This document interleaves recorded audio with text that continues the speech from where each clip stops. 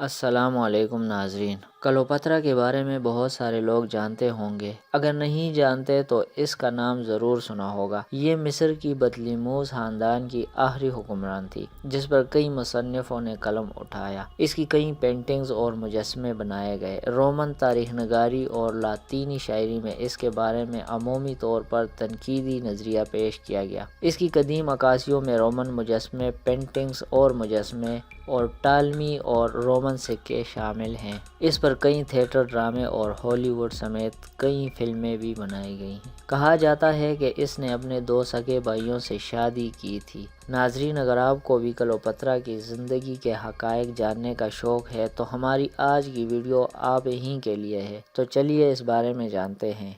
ناظرین، اگر آپ کو ہماری ویڈیوز پسند ہیں تو آپ ہماری حوصلہ افزائی کے لیے ہمارے چینل کو سبسکرائب کریں اور مزید اچھی ویڈیوز کے لیے گھنٹی کے بٹن کو دبائیں۔ سکندر اعظم کی موت کے بعد 3 صدی قبل مسیح کے آغاز میں ایک مقدونی سردار بطلیموس بن الغوث مصر پر قابض ہو گیا اور سکندریہ کو اپنا دارالسلطنت قرار دے دیا۔ ناظرین، سکندریہ ایک شہر ہے جو سکندر اعظم نے باقی ملک سے الگ تھلگ بنایا تھا۔ اس شہر کے ایک طرف ماروٹک جھیل ہے اور دوسری طرف سے یہ بحیرہ روم سے گھرا ہوا ہے۔ بہرحال بطلیموس کی حکومت نسل در نسل چلتی رہی اور کلوپترا پر اس خاندان کی حکومت ختم ہوئی۔ یاد رہے، مصر کے اس دور میں مرد حکمران کو فرعون اور عورت ملکہ کو کلوپترا کہا جاتا تھا۔ کلوپترا جس کا ہم ذکر کر رہے ہیں، اس کا اصل نام کلوپترا سیونتھ دی فلوپیتر تھا۔ یہ بطلیموس خاندان کے حکمران ٹالمی سوتر 12 کی بیٹی تھی۔ شاہان بطلیموس یونان کے مقدونی باشندے تھے اور وہ یونان سے مصر پر حکمرانی کرنے آئے تھے۔ مصر پر ان کی حکمرانی 300 سال تک رہی۔ اس طرح کلوپترا یونانی نسل کی مصری ملکہ تھی۔ اس کی وجہ یہ ہے کہ وہ یہیں مصر میں ہی پیدا ہوئی اور یہیں پلی بڑھی۔ وہ بطلیموس خاندان کی پہلی حکمران تھی جس نے مصری زبان سیکھی تھی۔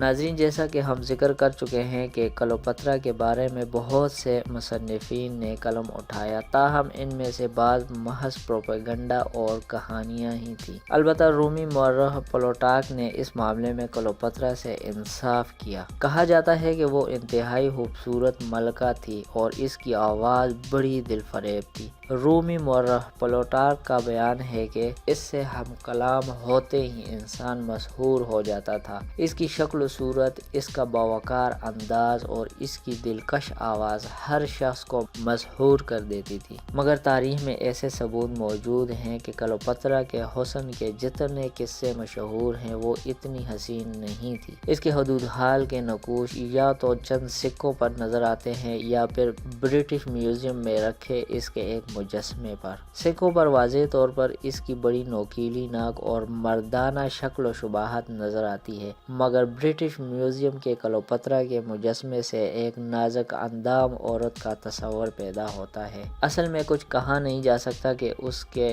نقش کیسے تھے۔ مورخین کا کہنا ہے کہ وہ حسین تھی، مگر سکوں پر اپنی مردانہ شکل اس نے جان بوجھ کر نقش کروائی تھی تاکہ خود کو طاقتور دکھا سکے۔ ہو سکتا ہے وہ سچ مچ میں اتنی ہی حسین ہو جتنے اس کے قصے مشہور ہیں۔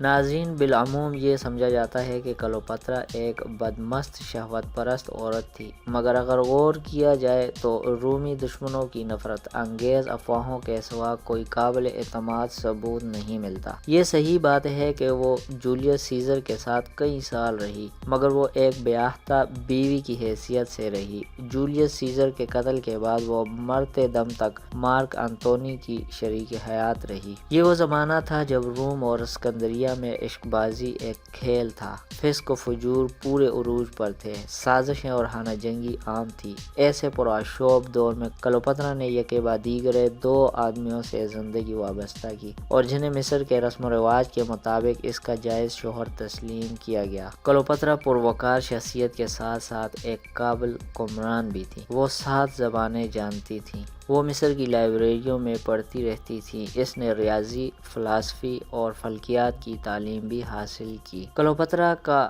22 سالہ دور حکومت مصر کا شاندار دور کہلاتا ہے۔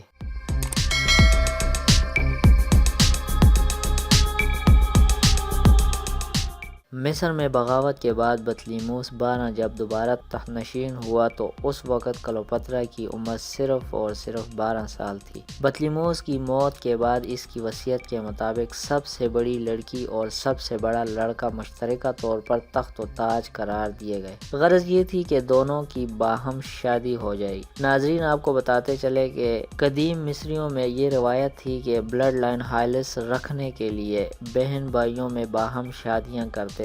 چنانچہ کلوپترا نے بھی اس روایت پر عمل کیا اور ایک بھائی سے شادی کر کے حکومت میں حصہ دار بن گئی۔ اس وقت اس کی عمر 18 سال تھی۔ جب کلوپترا اور اس کے بھائی کے درمیان سخت اختلافات پیدا ہو گئے تو وہ مجبوراً شام کی طرف بھاگ نکلی۔ 48 قبل مسیح میں پیلوشیم قلعے کے نزدیک کلوپترا اور اس کے بھائی کی فوجیں آمنے سامنے تھیں۔ عین اسی وقت میں ایک عجیب واقعہ پیش آیا جس نے مصر کی تاریخ بدل کر رکھ دی۔ ہوا یوں کہ پومپئی اعظم اور جولیس سیزر کئی ماہ سے ایک دوسرے کے ساتھ نبرد تھے۔ مارسیلیا کے میدان میں شکست کھانے کے بعد پومپئی میدان سے بھاگ گیا اور مصر کے ساحل پر پہنچا۔ کیونکہ پومپئی بطلیموس 12 کا سیاسی حلیف رہا تھا، اس لیے اسے مہمان نوازی کا پورا یقین تھا۔ مگر ہوا کیا؟ ہوا کچھ اس کے برعکس۔ ٹالمی 13 جو کہ کلوپترا کا بھائی تھا، اس نے اپنے درباری خواجہ سراؤں کے کہنے پر پومپئی کو قتل کر ڈالا۔ چند روز بعد جب سیزر اپنے خریف کے تعاقب میں اسکندریہ پہنچا تو اسے پومپئی کے موت کی خبر ملی۔ وہ خوش ہونے کی بجائے اداس ہوا اور ٹالمی 13 سے ناراض ہو گیا۔ بطلیموس ٹالمی کے درباری تھیوڈوٹس پومپئی کی انگوٹھی اور خونالود سر لیے حاضر ہوا۔ سیزر نے انگوٹھی لے لی مگر سر کی طرف دیکھنے کی تاب نہ لا سکا۔ اس نے منہ پھیر لیا اور تھیوڈوٹس کو دفع ہو جانے کا اشارہ کیا۔ سیزر نے حکم دیا کہ پومپئی کا سر اسکندریہ کی فصیل کے پاس گلزار نمیسس میں دفن کیا جائے۔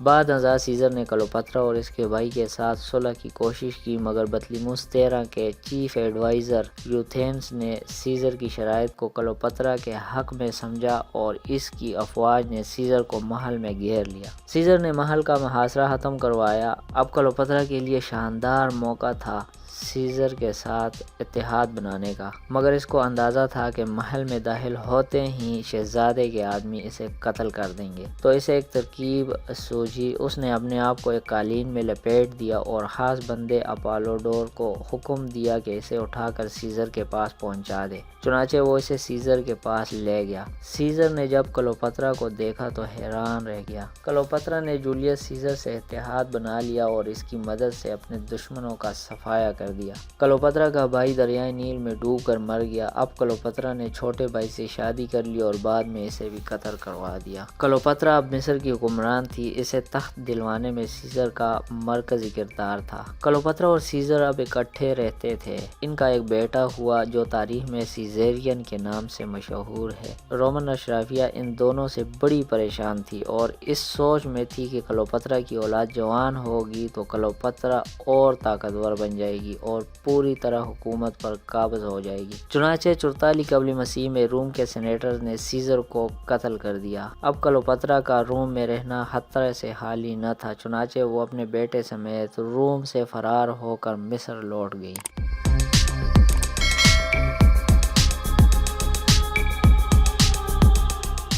سیزر کی موت کے بعد روم میں کئی گروہ بن گئے۔ ایک گروہ کا سربراہ سیزر کا قریبی دوست مارک انتونی تھا۔ 42 سے 43 قبل مسیح کی خانہ جنگی میں کلوپترا نے رومن سیکنڈ ٹریوموریٹ کا ساتھ دیا جسے سیزر کے پوتے واٹ اکٹیون، مارکس ایمپلیس اور مارک انتونی نے تشکیل دیا تھا۔ 41 قبل مسیح میں کلوپترا اور انتونی کی ملاقات ہوئی تو انتونی کلوپترا کے عشق میں گرفتار ہو گیا۔ کلوپترا بھی اس سے محبت کرنے لگی۔ آخر کار ان دونوں نے شادی کر لی۔